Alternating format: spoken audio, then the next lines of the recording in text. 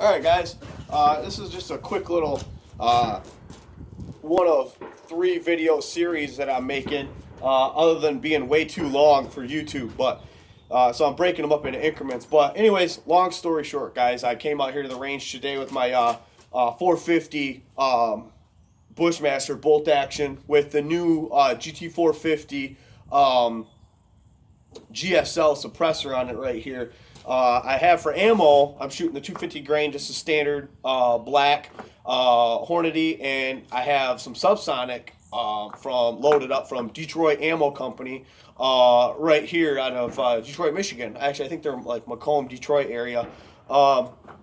Anyways, guys, I started at 50. This is my first time firing it this year. Just wanted to reconfirm, where if I was even on paper.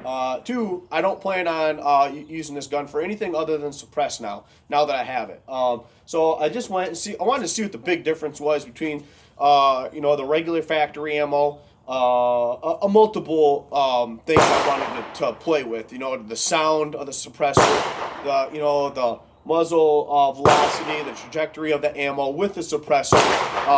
Keeping notes in my logbook for this gun. I own this gun brand new now, so I think I have maybe 35 rounds to it. And I mean, for one, it's really expensive to fire. So, 2, I got the suppressor now, guys. So if I do happen to gun hunt, this is going to be my go-to gun down here South Michigan area, because we can't use anything other than the 450, the new 350 come down shotguns, muzzle loaders, things like that.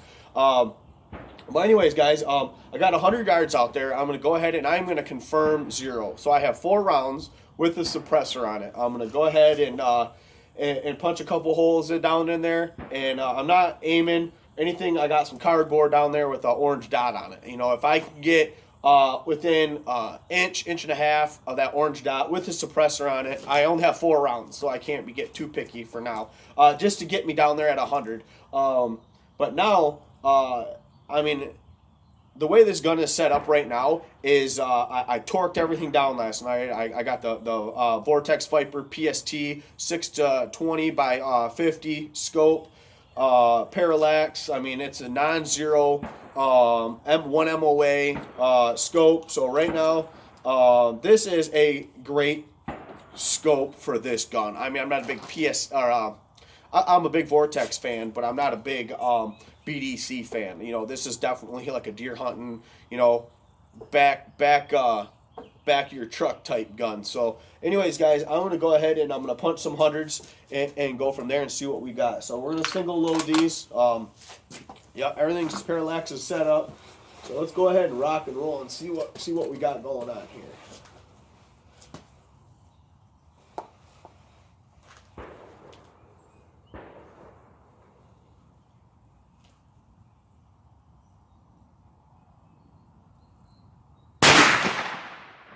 Okay, awesome. I can tell right away. So we are literally a ½ inch right now. I'm going to go ahead and shoot one more round, but we are 1 inch high. So what I'm going to do is, over there, when I was on the 50 lane, I made a quick adjustment. There, I'm gonna I like literally a quarter MOA I moved because I was a little off down there, and I just kind of moved it and I didn't reconfirm the shot. So that right there, guys, I'm gonna go ahead, and this might be it. This might be the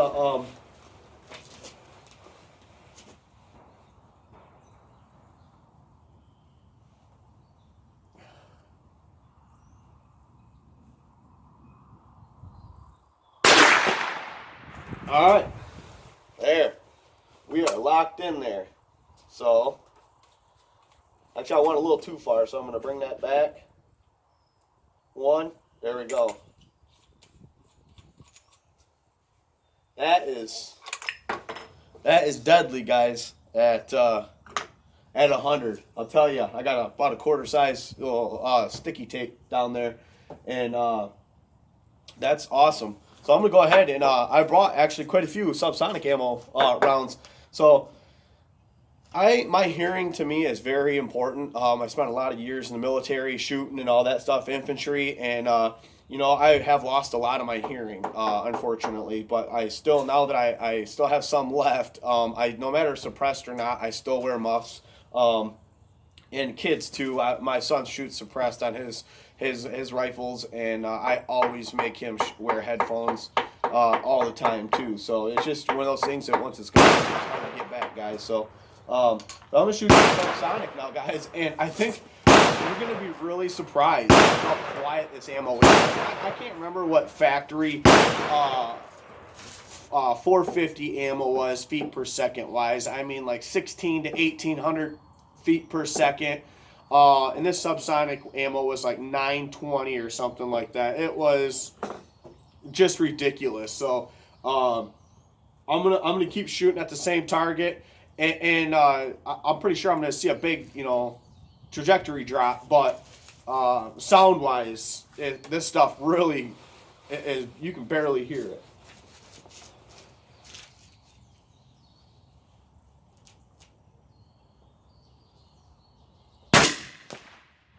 Yep, probably about, I want to say from here. If I was to guesstimate from here right now, I probably would say between 6 to 8 inch drop at 100.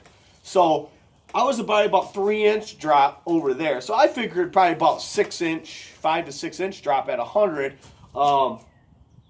So I'm gonna go ahead and I'm gonna shoot. I'm gonna see what I can do with like a 3-round group at 100. With subsonic. I don't, like I was saying in the last video, I don't foresee you doing a whole lot of damage to anything bigger than a coyote, and especially at a coyote, I think 100 yards would be pushing it with this. I mean, and that's like zeroing your rifle at like say 100 with this setup, with that ammo, with, you know, that grain, with that, all that. Like if you planned on just shooting that ammo, you could probably hit 150 at a coyote. But you know, anybody knows a coyote, you know, getting that close to a coyote is pretty tough without spooking them. So I'm gonna shoot a 3-round group here, guys, and see how consistent this is. So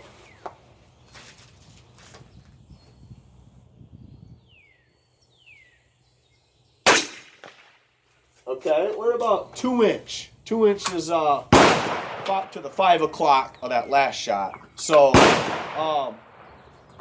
from the guys that the last video that I did see, a guy shooting this, they said, you know, I'm around in the same shooting data as they are, like as in how accurate we are to the same data, but. Like right now, they said anything within 3 to 4 inches at 100 of each shot, you know, a triangle, would be pretty good. So I don't know how accurate that is, that information.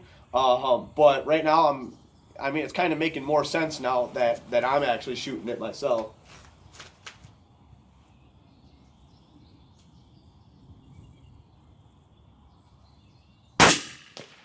Okay, I mean, literally that's within 3 inches. I have a triangle like that within 3 inches. So, and it's all probably 5.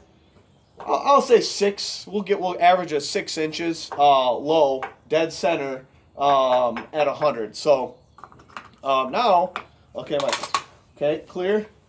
I am going to go down to the 200 and do a holdover. And see on my reticle where 200 is, just in case, because I don't have a 150 target here. So, because I think I'm going to do a holdover on between 1 and 200, because I do have a tick mark on my turrets on the reticle on the scope. So, but guys, I'm going to go ahead and I got 2 rounds left. We're going to see what happens.